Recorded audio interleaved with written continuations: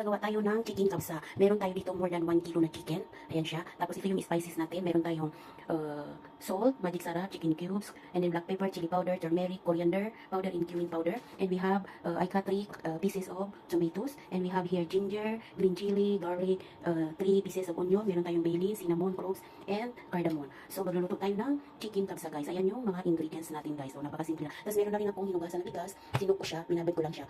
Gumawa na ako ng 3 cups para pang until tomorrow na namin pagkain. Isahang luto. Nakababad ko yan, hugasan ko muna yung bigas, tapos binabad ko dyan. So ayan, bigyan sila tayo magluto ng chicken kapsa, guys. Sunagin muna natin yung sibuyas at saka yung gel, sa chicken stick, at saka yung cinnamon stick. So ayan na, guys, nag-brown na yung ating onion. Ilagay na natin yung ginger, chili, at saka yung garlic yan. So ilagay na natin yung chicken, ang natin ng chicken, oh, grabe. So ayan na siya, guys, medyo nahirapan natin yung malaki yung manok. So ilagay na natin yung spices lahat, pati yung magic sarap lahat yung guys. Tapos yung sisas, ito na yung kamatis, ilagay na natin dyan. Tapos tomato paste pala, nakalimutan ko, guys, lagyan siya ng tomato paste. Kanina sa atin. So ayan na siya, guys, pinagpalit ko siya kasi nahirapan ako dito, hindi ko siya mahalo. So dito natin nilagay sa malaking kalder. So ganyan na yung itsura niya. Lalagyan na natin siya ng tubig. Ayan. Kapukuluan lang natin. So ayan siya, guys, antayin natin maluto yung manok. Tapos lalagyan natin dyan yung rice. So ayan siya, guys, luto mo yung chicken. Ang gagawin natin is kukunin natin siya. Ayan. So ayan na muna, dyan na muna yung ating chicken. Tapos kukuha tayo ng konting sabaw. Para yan pang pahit sa manok. Mamaya, konti lang na sabaw, guys. Ayan. Tapos kuha tayo ng konting sabaw. Sit aside natin yung sabaw na yun. So ito na yung bigas, guys. Ang gagawin natin, yung pinaglutuan natin ng manok, ilalagay natin yung kanin.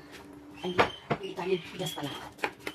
Dapat isakto lang yung tubig niyo para hindi malata yung ating rice. So ganyan lang siya, guys. Tingnan natin yan mamaya pag ano. Lutuin natin ng mga 30 minutes, ganyan. Yung natin kaninang sabaw is lalagyan natin ng konting tomato paste. Kasi yan yung ipapahid natin dito sa manok. Halu-haluin lang natin siya, guys, ganyan.